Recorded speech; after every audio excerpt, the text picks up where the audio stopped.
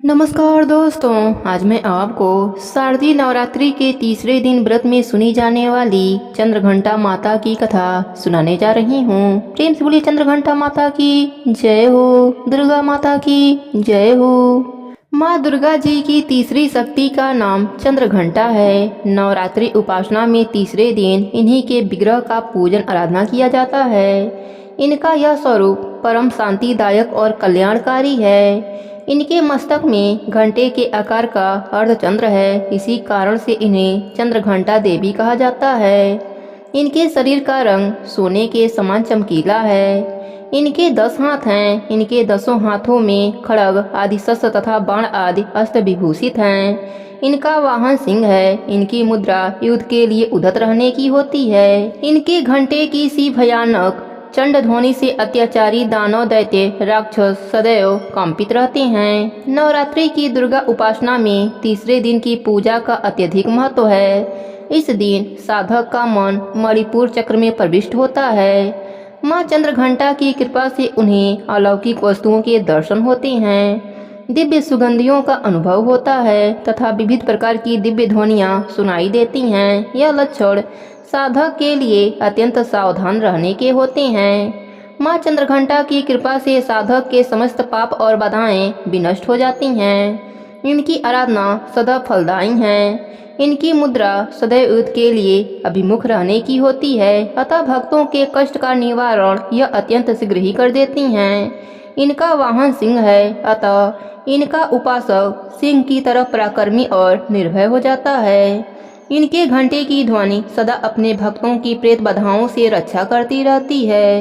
इनका ध्यान करते ही शरणागत की रक्षा के लिए इस घंटे की ध्वनि निनादित हो उठती है। दुष्टों का दमन और विनाश करने में सदैव तत्पर रहने के बाद भी इनका स्वरूप दर्शक और आराधक के लिए अत्यंत सौम्यता एवं शांति से परिपूर्ण रहता है। इनकी आराधना से प्राप्त होने वाला एक बहुत बड़ा सद्गुण यह भी है कि साधक में वीरता, निर्भयता के साथ ही सौम्यता एवं विनम्रता का भी विकास होता है।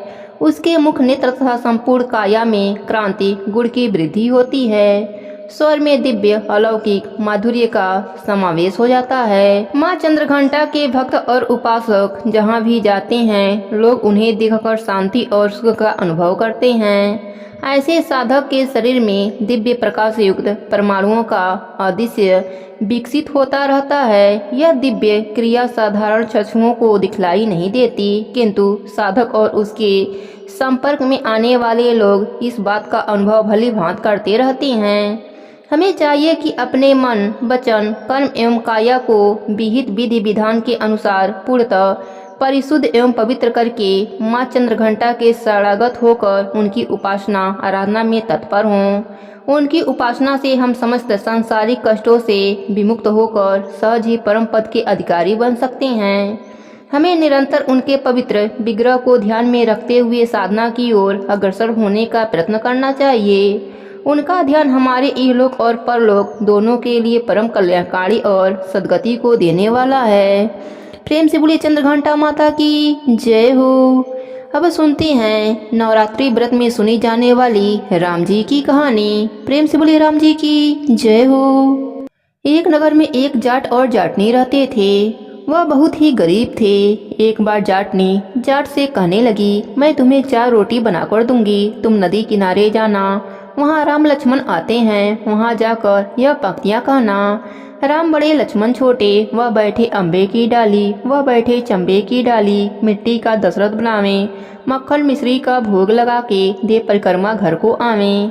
जाट रास्ते भर इस लाइन को रटता रहा, पर नदी किनारे जाकर वह भूल गया और वहाँ जाकर बोलता है, लक्ष्मण बड़े, राम छोटे, वह बैठे अम्बे की डाली, वह बैठे चंबे की डाली, मिट्टी का दशरथ बनावे, मक्खन मिश्री का भोग लगावे, दे परिक्रमा घर को आवे।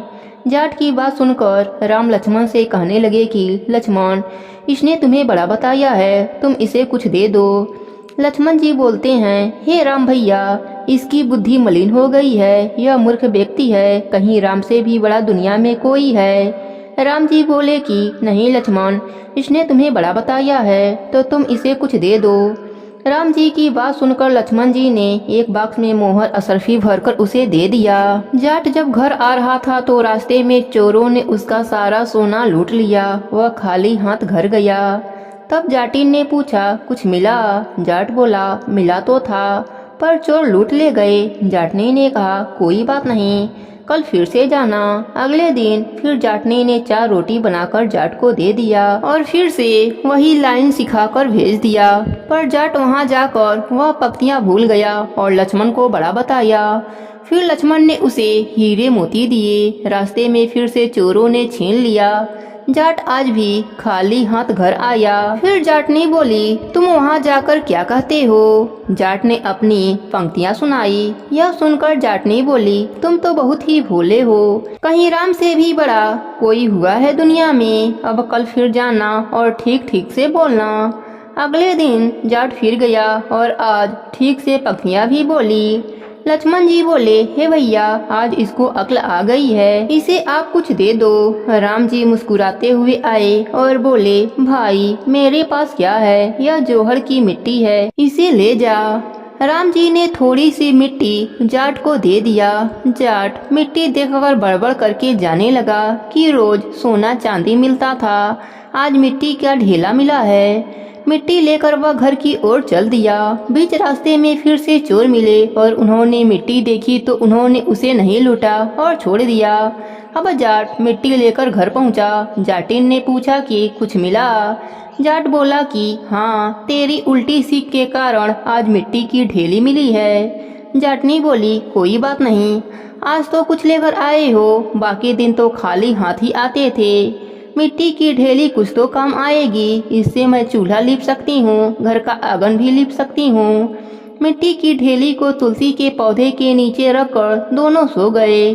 सवेरे जब उठे तो देखा वहाँ पर हीरे मोती जगमगा रहे हैं। अब जाट समझ गया कि राम जी से बड़ा कोई नहीं। राम जी ने मिट्टी को हाथ लगाया तो वह सोना चांदी बन गया। हे प्रभु, अपने सभी भक्तों पर ऐसे ही अपनी कृपा बनाए रखना। प्रेम से बोलिए राम जी की जय हो, सीता माता की जय हो। वन में राम, सीता और लक्ष्मण जा रहे थे। सीता जी और लक्ष्मण को थका हुआ देखकर राम जी ने थोड़ा रुककर आराम करने का विचार किया। एक बुढ़िया के घर गए। बुढ़िया सूत काट रही थी। बुढ़िया ने भगत किया और बैठाया, स्नान ध्यान कराकर भोजन करवाया। राम जी ने कहा, बुढ़िया माई, पहले मेरा हंस मोती चुगेंगे तो मैं भी भोजन करूंगा। बेचारी के पास मोती कहाँ से आए, सूत काटकर गरीबी गुजार रही थी। पर अतिथि को ना कहना भी वह ठीक नहीं समझी, दुविधा में पड़ गई। अतः वह मन को मजबूत कर राजा के पास पहुंची और एक अंजलि मोती देने के लिए विनती करने लगी। राजा अचंभे में पड़ गया कि इसके पास खाने को दाना नहीं है और मोती उधार मांग रही है। इस स्थिति में मोती वापस होने का तो सवाल ही नहीं उठता। पर आखिर राजा ने अपने नौकरों से कहकर बुढ़िया को मोती दिलवा दिया। बुढ़िया मोती लेकर घर आई, हंस को मोती चुगाई और मेहमानों का भगत किया। रात को आराम कर सवेरे सीता जी, राम जी और लक्ष्मण जी जाने लगे। जाते हुए राम जी ने उसके पानी रखने के जगह पर मोतियों का एक पेड़ लगा दिया। दिन भर बीते, पेड़ बड़ा हो गया पर बुढ़िया को कुछ पता न चला। पास पड़ोस के लोग मोती समेट कर ले जाने लगे। एक दिन जब वह उसके नीचे बैठी सूत काट रही थी तो उसके गोदी में एक मोती आकर गिरा। बुढ़िया को तब ज्ञात हुआ। उसने जल्दी से मोती बांधे और वह किले की ओर चली। उसने मोती की पोटली राजा के सामने रख दिया। इतने सारे मोती देखकर राजा अचंभे में पड़ गया। उसके पूछने पर बुढ़िया ने राजा को सारी बात बताई। राजा के मन में लालच आ गया। वह बुढ़िया से मोती का पेड़ मांगने लगा। बुढ़िया ने कहा, आसपास के सभी लोग ले जाते हैं, आप भी चाहो तो आकर ले लो, मुझे क्या करना। राजा ने तुरंत पेड़ मंगवा लिया और अपने आंगन में लगवा दिया। तब राम जी की मर्जी से मोतियों के जगह कांटे हो गए और आते जाते लोगों के कपड़े फटने लगे। एक दिन रानी के पैर में कांटा चुभ गया और वह पीड़ा करने लगा। राजा ने पेड़ उठवाकर बुढ़िया के घर वापस भिजवा दिया। राम जी की कृपा से वह पेड़ पहले की तरह मोती फरने लगा। बुढ़िया आराम से रहती और खूब मोतियों का दान करती।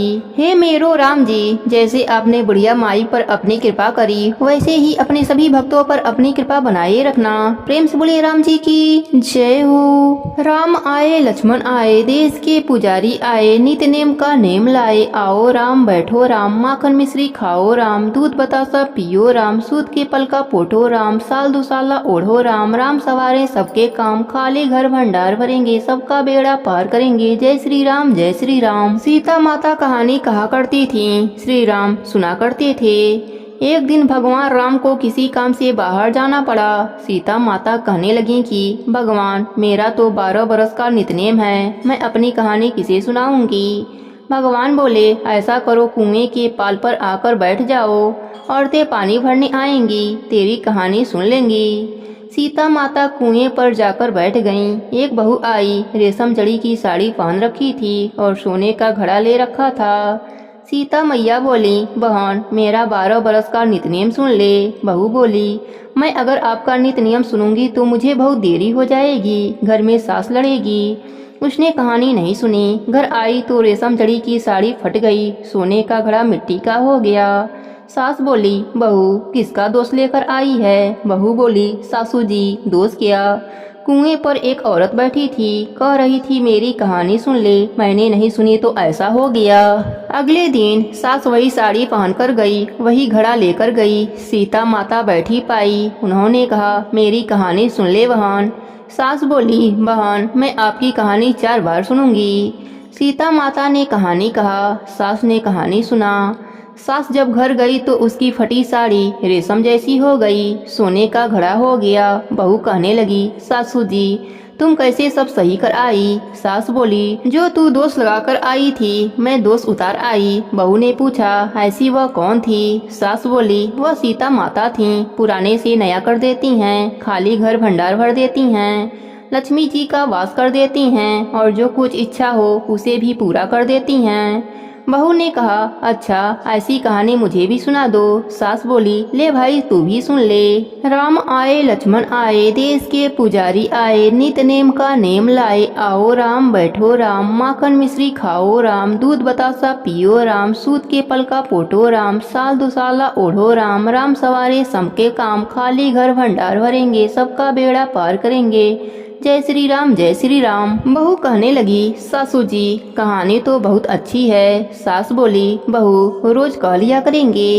एक दिन उनकी पड़ोसन आई, बोली, बहन जरा आँच दे दो। सास कहने लगी, अभी हमने आँच नहीं जलाई है। वह बोली, तू 4 बजे से उठकर क्या कर रही है। वह दोनों बोली, हम नहाए धोए पूजा पाठ करे और सीता माता की कहानी कह रहे हैं। वह बोली, इससे क्या होता है। वह दोनों बोली, सीता माता की कहानी कहने से अटूट भंडार भरती हैं, सारे कार्य सिद्ध हो जाते हैं। पड़ोसन बोली, ऐसी कहानी तो मुझे भी सुना दो। वह बोली, ले भाई तू भी सुन ले। राम आए लक्ष्मण आए, देश के पुजारी आए, नित नेम का नेम लाए। आओ राम बैठो राम, माखन मिश्री खाओ राम, दूध बतासा पियो राम, सूद के पल का पोटो राम, साल दुसाला ओढ़ो राम। राम सवारे सबके काम, खाली घर भंडार भरेंगे, सबका बेड़ा पार करेंगे। जय श्री राम जय श्री राम। पड़ोसन कहने लगी, बहन कहानी तो मुझे बहुत अच्छी लगी। अब पड़ोसन भी नित नेम सीता माता की कहानी कहने सुनने लगी।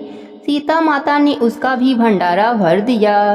हे मेरी सीता माता, जैसे उन सबके भंडारे भरे मेरी भी भरियो। लक्ष्मी जी का वास हो, अन्नपूर्णा का वास हो।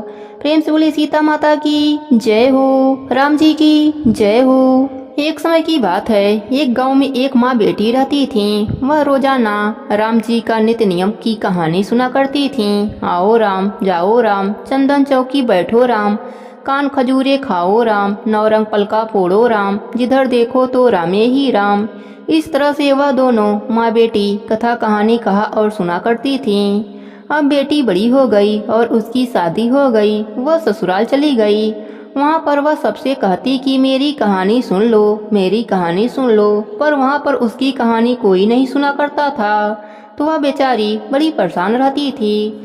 अब वह भूखी प्यासी रहने लगी। एक दिन उसके पिताजी ने सोचा कि मैं अपने बेटी से मिल आऊं, उसके क्या हाल चाल हैं। वहां जाकर मिलके आता हूँ। वह बेटी से मिलने उसके घर पहुँचे। वहां पहुंचकर वह अपने समधी से बोले, राम राम समधी जी। तब उसके समधी बोले, तुम्हारे देश में क्या राम ही राम होते हैं। फिर पिता ने कुछ नहीं कहा। वह अपने बेटी को देखा तो उसकी हालत बहुत ही खराब हो गई थी। फिर समधी से अपने बेटी को घर ले जाने की बात कहने लगे। समधी मान गए। फिर पिता बेटी को घर लेकर आ गए। उधर लड़की के ससुराल में विपत्तियों के दिन शुरू हो गए। घर में कुछ न रहा। लड़की के ससुर ने सोचा, जब से हमारी बहू गई है तब से हम सब बहुत परेशान हैं। हमारे घर में कुछ नहीं रह गया है, क्यों ना जाकर हम अपने बहू को लेकर आएं। फिर वह अपने बहू को लेने गए और वहां पहुंचकर समधी जी से बोले, हमारे बहू की विदाई कर दो। लड़की के पिता ने कहा कि हम नहीं भेजेंगे अपने बेटी को। उसके राम जी के नित्य नियम की कहानी को कोई नहीं सुनता है, इस कारण वह भोजन भी नहीं करती है और उसका तबीयत खराब हो गया है। तब समधी बोले, आप विदा कर दो, हम उसके राम जी के नित्य नियम की कहानी सुनेंगे। फिर पिता ने अपने बेटी की विदाई कर दी। बेटी ससुराल पहुंच गई। बेटी नहा धोकर राम जी का नीति नियम किया। सबने बैठकर आराम से सुना। आओ राम, जाओ राम, चंदन चौकी बैठो राम, कान खजूरे खाओ राम, नौ रंग पल का पोटो राम, जिधर देखो तो रामे ही राम। राम जी की कृपा से लड़की के ससुराल में अन्न धन का भंडार भर गया। सभी आनंद से रहने लगे। सभी लोग लड़की के साथ बैठकर उसके द्वारा कही गई नित्य नियम की कहानी भक्ति भाव से सुनने लगे। हे मेरो राम जी, जैसे आपने लड़की पर अपनी कृपा करी, वैसे ही अपने सभी भक्तों पर अपनी कृपा बनाए रखना। प्रेम से बोलिए राम जी की जय हो, सीता माता की जय हो।